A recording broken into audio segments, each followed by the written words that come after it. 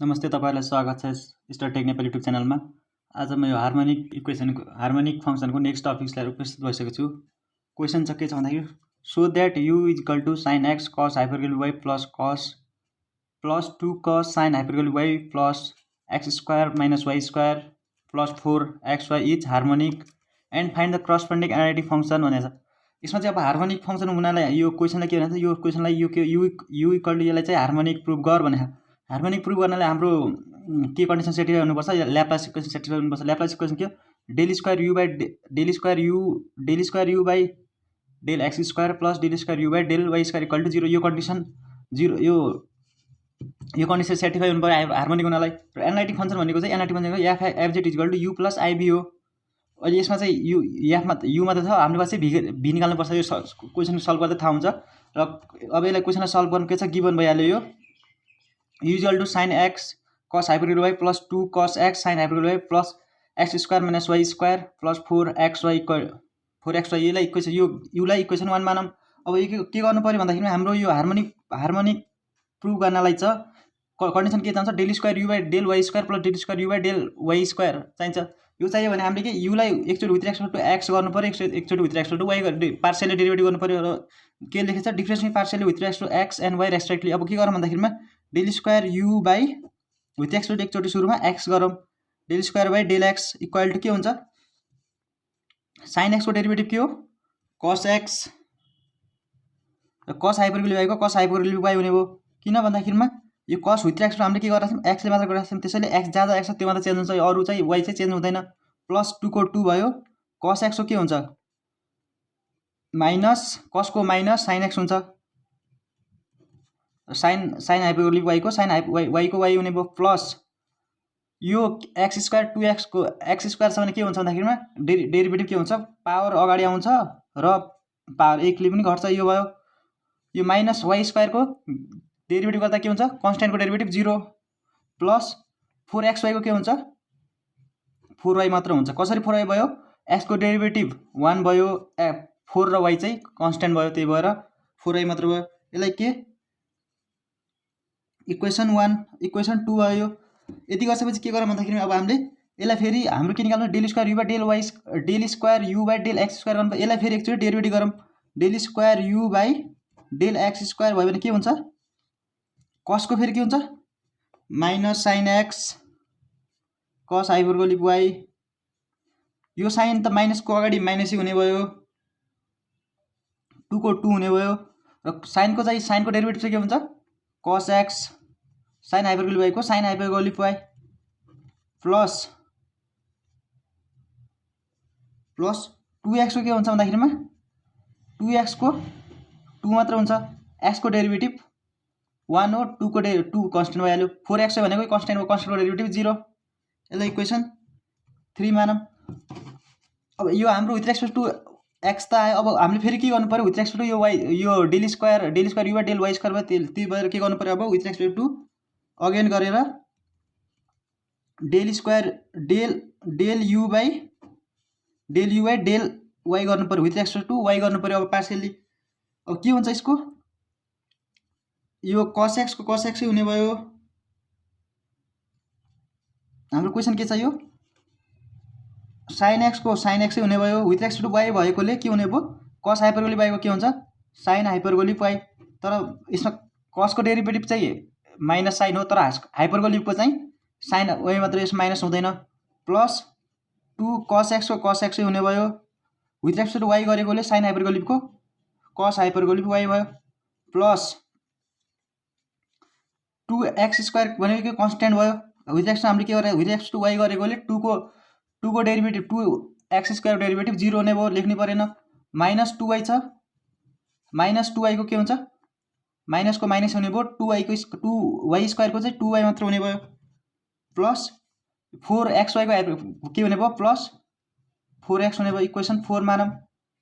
कसरी भयो भन्दाखेरि 4x चाहिँ विथ रेस्पेक्ट टु y गरेकोले y को डेरिभेटिभ 1 भयो, 4 को त 4x त्यो कन्स्टेन्ट भयो। अब फेरि यसलाई के गर्नु भन्दा फेरि यसलाई फेरि डबल डेरिभेटिभ गर्नु पर्यो। यसलाई del square u by del y² equal to sin x को sin x हुने भयो, यो sin हाइपरबोलिक y को के हुने भयो, cos hyperbolic y plus 2 cos x को cos x हुने भयो cos हाइपरबोलिक y को के हुन्छ sin हाइपरबोलिक y माइनस यो 2 भयो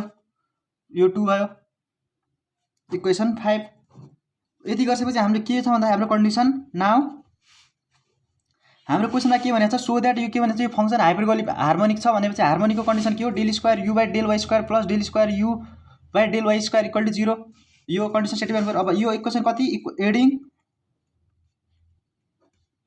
इक्वेसन कुन इक्वेसन यो 3 र 5 लाई एड गर्नु पर्यो 3 र 5 लाई एड गर्दा के हुन्छ minus sin hyperbolic y cos hyperbolic y minus 2 cos x sin hyperbolic y plus 2 plus sin x cos hyperbolic y plus 2 cos x sin hyperbolic y minus 2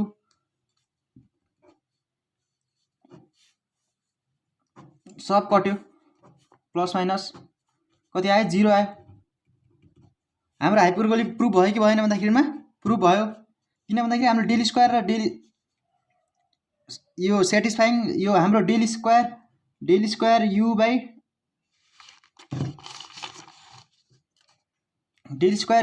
del x square plus del square u by del y square equal to 0 यो satisfy भयो हाम्रो which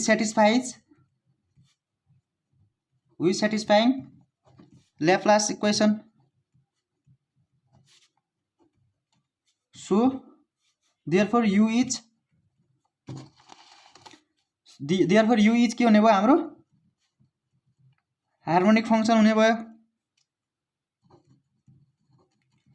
Laplace equation satisfy हुनु भनेको नै harmonic function हो satisfy. अब हाम्रो के निकाल्नु भनेको छ के भने हार्मोनिक फंक्सन त सेटिस्फाई भयो हार्मोनिक सेटिस्फाई भइसकेपछि फाइन्ड द के भनेको छ करस्पोन्डिङ एनालिटिक फंक्सन निकाल्ने हामीले के अब के लेट गर भन्दा let f x is equal to u plus iv equation 6 be any analytic function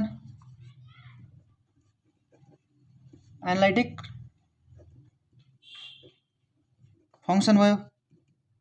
analytic function हुनलाई हाम्रो कन्डिसन के छ तपाईलाई थाहा छ कि छैन एनालिटिक फंक्सन हुनलाई हाम्रो सीआर इक्वेसनको कन्डिसन सेटिस्फाई हुनु पर्यो। त्यो सीआर इक्वेसनको कन्डिसन भनेको del u by del x equal to del v by del y एउटा यो हो अर्को एन्ड के छ अर्को del u by del y equal to minus del v by del x यति यो कन्डिसन सेटिस्फाई हुनुपर्छ हाम्रो एनालिटिक फंक्सन हुनलाई चाहिँ। हाम्रो के छ यतिबाट हामीले के थाहा छ भन्दाखेरिमा हामीलाई we have del u by del x हाम्रो छ del u by del x हामीले फर्स्ट इक्वेसन यो del u by del x हाम्रो यो निकालिसकेका छौँ। अब del u by del x लेखौँ यो del u by del x आयो भने del v by del y पनि आउँछ del u by del x लेखौँ के छ cos x cos hyperbolic y minus 2 sin x sin hyperbolic y plus 2x plus 4y हाम्रो यो del u by del x को यो छ भने अब हाम्रो और del u by del x त यो छ भने हाम्रो del v by del y पनि के होला भन्दाखेरि यही हुने भयो किन भन्दाखेरिमा यो इक्वल छ यो कसरी थाहा भयो भन्दाखेरि हाइपरबोलिक एनालिटिक फंक्सन हुनलाई चाहिँ हामीले हार्मोनिक सीआर इक्वेसनको इक्वेसन सेटिस्फाई हुनुपर्छ एनालिटिक फंक्सन हुनलाई। del u by del x आयो भने हाम्रो del v by del x पनि आउने del u by del x आइसकेपछि del u by del x दिएछ del v by del y पनि त्यही हुने भयो के छ लेखौँ cos x cos hyperbolic y minus 2 sin x sin hyperbolic y plus 2x plus 4y यति भयो।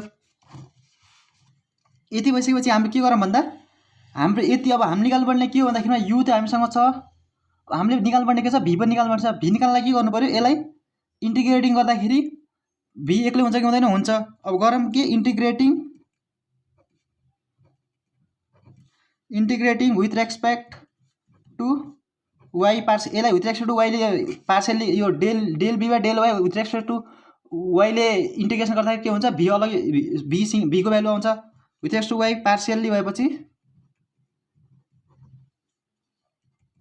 यो के हुन्छ इन्टिग्रेट गर्दा यो del u by del v को हाम्रो इन्टिग्रेसनको डेरिभेटिभको जस्ट अपोजिट के हो इन्टिग्रेटिभ हो त्यही भएर जस्ट अब त्यो बुझ्नु भएको छ भने यो यसको डेरिभेटिभको उल्टो इन्टिग्रेसन भयो, त्यसैले भी मात्र हुने भयो। अब यो विथ रेस्पेक्ट टु वाइ छ भने के हुन्छ, कस एक्सको त हाम्रो कस एक्सै हुने भयो। र यो चेन्ज चाहिँ के हुन्छ भन्दा यसमा यो cos hyperbolic y with respect to y integration गरेछ भने के हुन्छ, इन्टिग्रेसनमा कस हाइपरबोलिक वाइको के हुन्छ, साइन हाइपरबोलिक वाइ हुने भयो। माइनसको माइनसै, टूको टू कन्सटेन्ट भइहाल्यो, साइन एक्स पनि साइन एक्स जस्ताको तस्तै, किनकि हाम्रो यो कन्सटेन्ट भयो। यसमा चेन्ज के हुन्छ भन्दाखेरि यसमा यो साइन हाइपरबोलिक वाइ के हुन्छ, कस हाइपरबोलिक वाइ हुने भयो। किन भन्दा विथ रेस्पेक्ट टु वाइ जुन गर्दा त्यो मात्र चेन्ज हुन्छ। यसमा यो चाहिँ अहिले 2 sin x किन चेन्ज भएन भन्नुहुन्छ भने हामीले डेरिभेटिभ इन्टिग्रेसन चाहिँ के गर्दा उसमा गरेछ, विथ रेस्पेक्ट टु वाइले गरेकोले, विथ रेस्पेक्ट टु वाइले गरेको भएको हुनाले जुनमा वाइ छ त्यो मात्र चेन्ज हुने भयो। यति भइसकेपछि प्लस अब 2x को के हुन्छ, 2x वाइ पनि होला। किन भन्दा वाइ को इन्टिग्रेसन 1 को इन्टिग्रेसन के हुन्छ, विथ रेस्पेक्ट टु x गर्दाखेरि के हुन्छ, x हुन्छ भने यसमा पनि त 1 छ नि त, 1 भएकोले यहाँ वाइ आउने भयो। प्लस यो 4y को के हुन्छ, 2y² 2 हुने भयो। कसरी भन्नुहुन्छ भने यसको जस्ट इन्टिग्रेसनलाई यसलाई यसको डेरिभेटिभ गर्दा गर्नु त के हुन्छ, यसको डेरिभेटिभ के हुन्छ, अगाडि आउने भयो, पावर 1 घट्ने भयो, 4x 4y मात्र हुने भयो यसको डेरिभेटिभ गर्दा। त्यही भएर 4y को इन्टिग्रेसन के हुन्छ, 2y को y² हुने भयो। प्लस एउटा इन्टिग्रेसन गर्दाखेरि 4y भइसक्यो। अब इन्टिग्रेसनमा के हुन्छ, एउटा कन्स्टेन्ट पनि हुन्छ, यो कन्स्टेन्ट भयो। यसलाई इक्वेसन 7 मानौँ। अब यति भइसकेपछि के गर्नु पर्यो हामीले, del v by del x.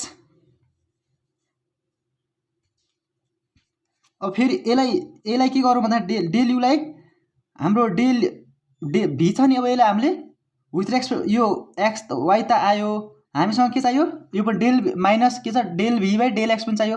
अब यसलाई के गरौँ भन्दाखेरिमा डिफ्रेन्सिएट फेरि del v by del x गरौँ।